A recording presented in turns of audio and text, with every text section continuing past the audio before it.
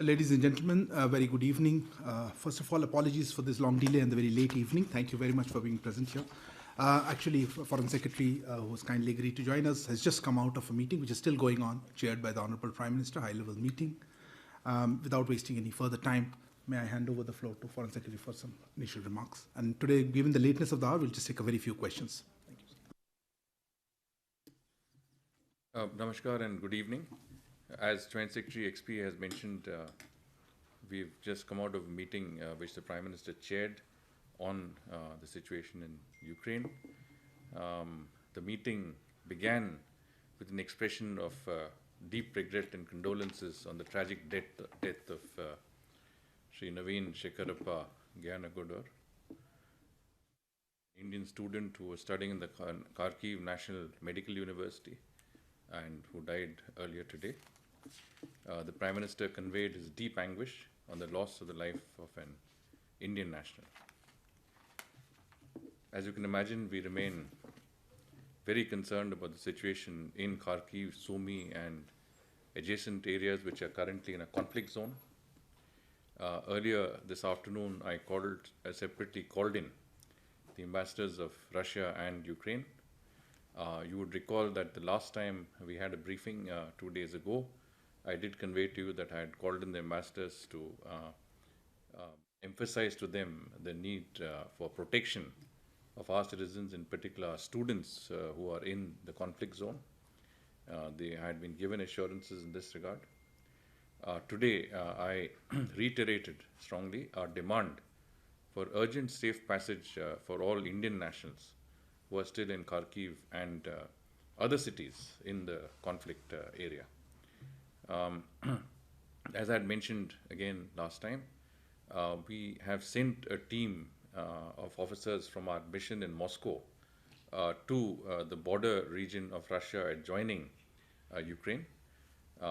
This team is currently in a city called Belgorod, which is not far from Kharkiv. The function of the team is to examine all the options in terms of the route out, accommodation for our people, the transportation options. Essentially, this team is in place and ready to see whatever we can do to extract our students and citizens from the Kharkiv Sumy area. We have, of course, reiterated our demand not just in Delhi, but also in both Moscow and Kiev, and we have done that both to diplomatic and the military authorities of both countries.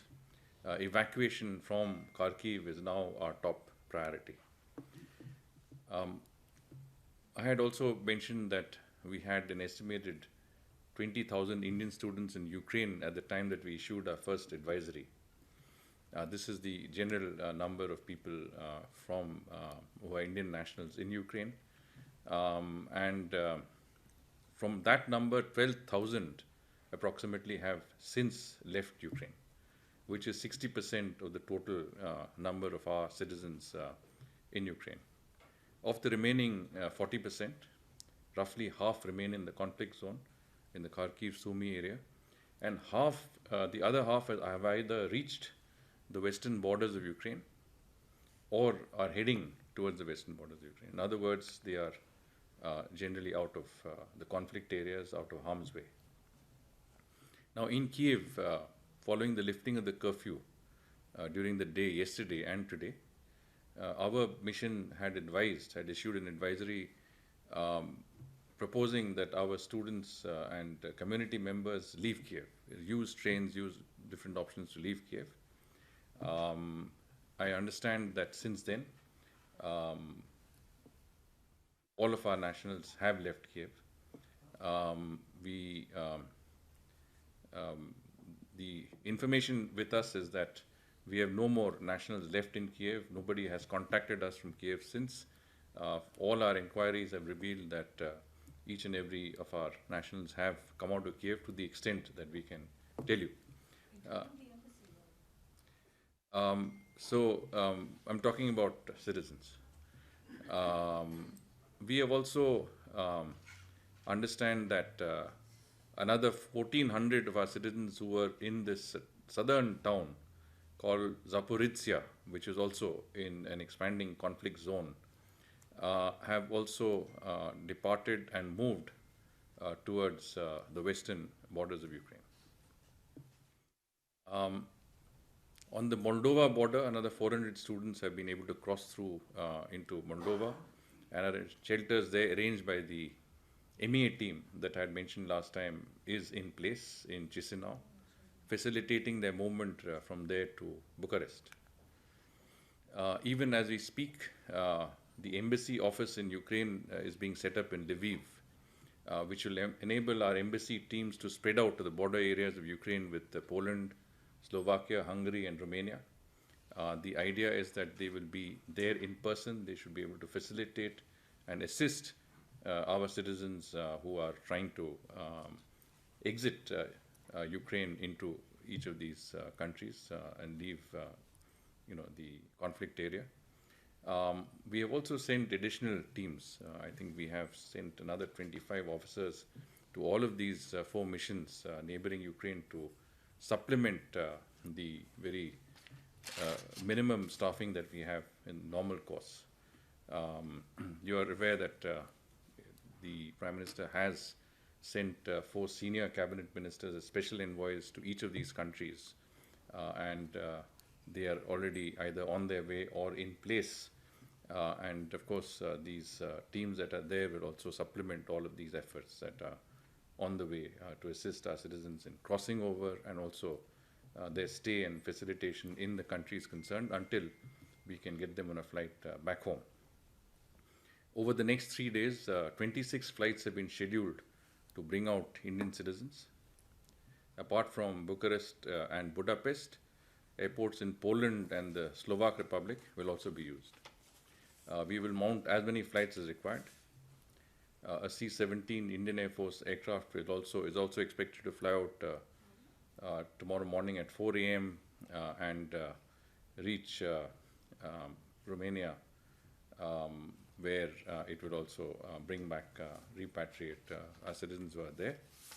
We will be also, in the course of the next few days, mounting more Indian Air Force flights to bring back our citizens. I'd also mentioned humanitarian assistance to Ukraine at the request of the Ukrainian government. A flight left this morning carrying the first tranche of humanitarian assistance to Ukraine through Poland. The consignment comprised medicines, medical equipment, other relief material. Another flight tomorrow will carry a second consignment, also through Poland. And besides medicines, we have a number of other items that are also there, which are all for the use of humanitarian use in Ukraine. You are aware that Prime Minister yesterday had spoken to his counterparts in the Slovak Republic and Romania to seek their assistance in continued support to our evacuation efforts. He has just now spoken to the President of Poland in a similar endeavor. He has also received calls, and this happened as we were at the meeting, from the President of France and the President of the European Union Commission, Charles Michel.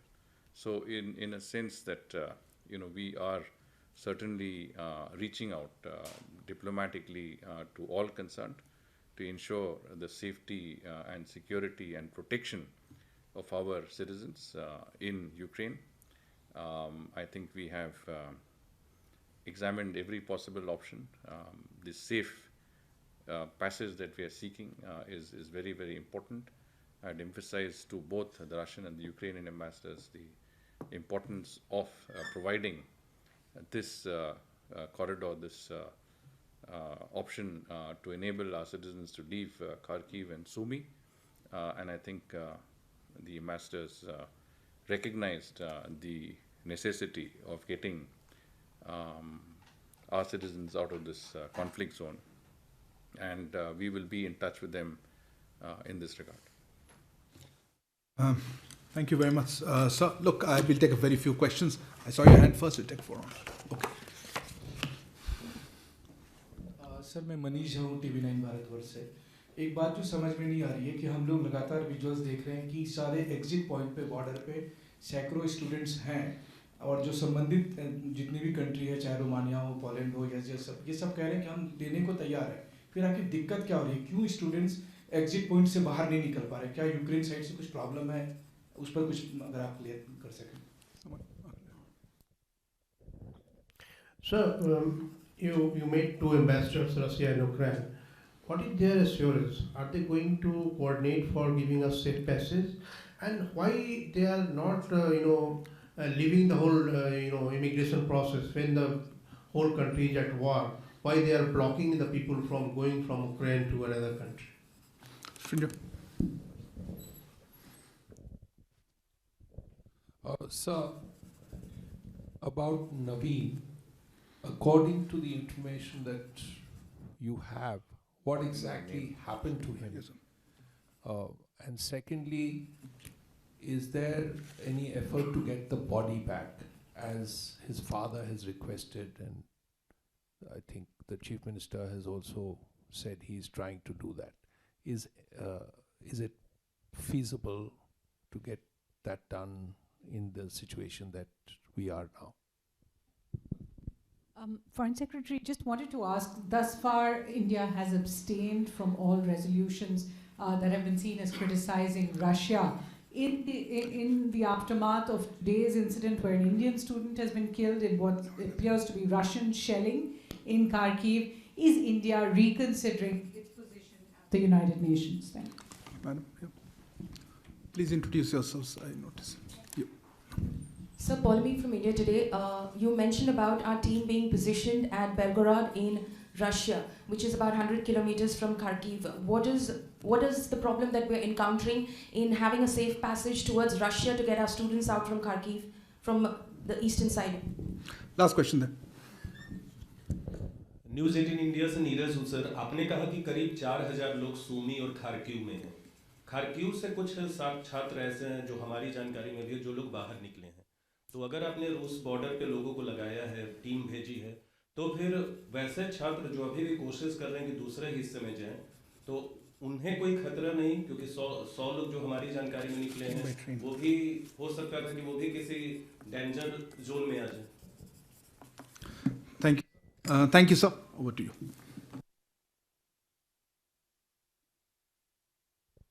Manish ji, आपने ये प्रश्न पूछा कि जो हमारे नागरिक Ukraine से बाहर निकलना चाहते हैं पश्चिमी की तरफ, तो उनको क्या तकलीफ़ हो रही है और क्यों निकल नहीं पा रहे हैं। तो जैसे मैंने कहा कि ये जो बॉर्डर क्रॉसिंग्स हैं, इनमें से 5 लाख लोग निकले हैं जब से कॉन्फ्लिक्ट शुरू हुआ, मतलब 24 फरवरी से आज तक 5 लाख यूक्रेनियन नागरिक वहाँ से निकल गए हैं। और फॉरेन नेशनल्स भी काफ़ी हैं, जैसे हमारे नागरिक हैं काफ़ी, और भी नागरिक उस बॉर्डर पॉइंट्स पे हैं। तो यहाँ की प्रॉब्लम, ये समस्या ये नहीं है कि हमारे नागरिक निकल नहीं सकते किसी टेक्निकल या कुछ और कारण के वजह से। प्रॉब्लम ये है कि वहाँ पे क्राउडिंग काफ़ी हो रही है, लाइन बहुत है वहाँ पे। आप समझ सकते हैं कि यूक्रेनियन बॉर्डर गार्ड्स के काफ़ी और भी मतलब कंसर्न्स हैं। अभी तो युद्ध चल रही है वहाँ पे, तो इसलिए डिलेज हो रहे हैं। पर ये हम कह सकते हैं कि हमारे जो नागरिक पश्चिमी की तरफ पहुँच गए हैं, कम से कम उनका सुरक्षा, जो युद्ध चल रही है उनका सुरक्षा तो थोड़ा सा बेहतर है अगर आप कंपेयर करें कॉन्फ्लिक्ट जोन से। तो इसीलिए हमने हमारे जितने भी नागरिक कीव में थे, जितने भी हमारे छात्रों कीव में थे, उनको सभी को हमने ये सलाह दी, ये सुझाव दिया कि हाँ, ये पश्चिमी की तरफ आएँ और ये वहाँ से जब भी मौका मिले एग्ज़िट करें। और काफ़ी ऑप्शंस एग्ज़िट करने के लिए हैं। हंगरी की तरफ जा सकते हैं, स्लोवाकिया की तरफ जा सकते हैं, रोमेनिया, पोलैंड, जहाँ भी एग्ज़िट हो सकता है वहाँ से एग्ज़िट करें। और मोल्डोवा भी 5वां रूट खुल गया है। तो इस प्रयास में आप देख सकते हैं 7700 हमारे नागरिक निकल गए हैं वहाँ से, इन रूट से। तो ये मतलब आप देख सकते हैं इतना छोटा फिगर नहीं है। 2000 तो निकल मतलब वापस आ गए हैं, और 4-5 हज़ार वहाँ पे एयरक्राफ्ट के लिए इकट्ठे हुए हैं।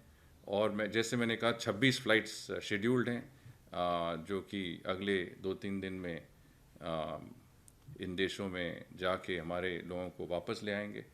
तो ये पूरी तरह प्रयास हो रही है कि जितने भी हमारे नागरिक यूक्रेन में हैं उनको जल्दी से जल्दी निकाला जाए यूक्रेन से और उनको घर वापस ले आए। There was a question about immigration process, similar question I think. The thing is that there is no endeavor to block our citizens from coming out. Again, I think the issue is logistical.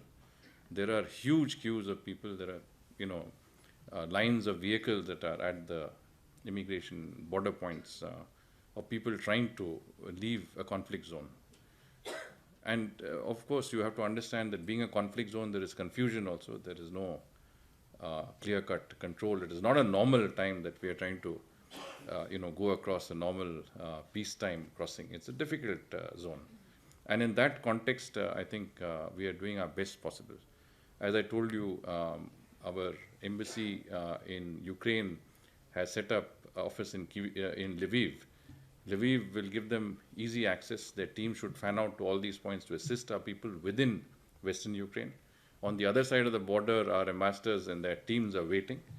They're doing everything possible to intercede with the local authorities to speed up that process and facilitate the exit of our citizens. The Prime Minister himself has spoken to the presidents of Slovakia, of Romania, of Poland.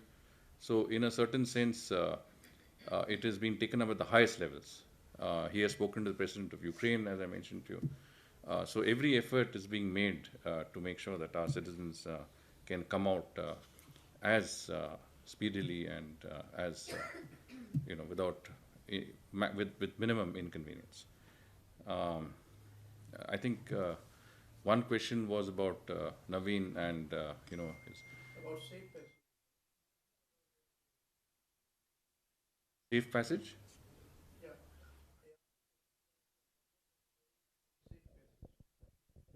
Well, it is a fluid situation. We have absolutely strongly and emphatically asked them to create this safe passage. But there is a war going on, and we will have to make the best of a situation that we can, find a way. I think that our interlocutors, both in Russia and Ukraine, understand that, and we will try and continue to press them to enable us to withdraw and evacuate our citizens in good order. Now, Naveen, of course, he was a fourth-year medical student at the National Kharkiv Medical University. He had, from what we understand from his friends, had come out to buy some groceries. He was at a shop in a line when he was hit. I don't know how. I mean, the circumstances are not absolutely clear. But this is obviously there is a fair amount of, I would say it is a conflict zone, and it's a very unfortunate situation. His body has been taken to the morgue in the university, been identified. Did speak to his parents earlier today in Karnataka, conveyed our deepest condolences.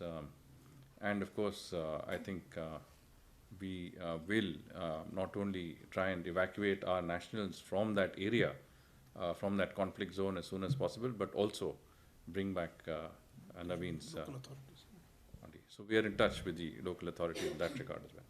Now, I think one question was, some of our people have exited from Kharkiv. 100 people have taken a train to the west. Others also tried to take it, but they could not because the circumstances prevented it. Because it's as again, want to emphasize, it's not a static situation. It keeps changing all the time. And, there were risks associated, they went back. Again, we have also emphasized that, to the extent possible, stay safe and stay secure. There are bunkers, there are shelters. It's important to stay safe until there is a possibility that we can evacuate you from that difficult area in a conflict zone. And there was I think. So I say abstention, change of position. Well, in the United Nations, we take positions that are based on certain very careful considerations, and certainly we do regard the merits of each and every case that come before us. There are a number of resolutions that have emanated from the first, first resolution that was an aborted process. There is now the second or a third resolution in the Security Council. Is a resolution in the UN General Assembly, and we will consider all of them, in their entirety and take decisions in our best interests.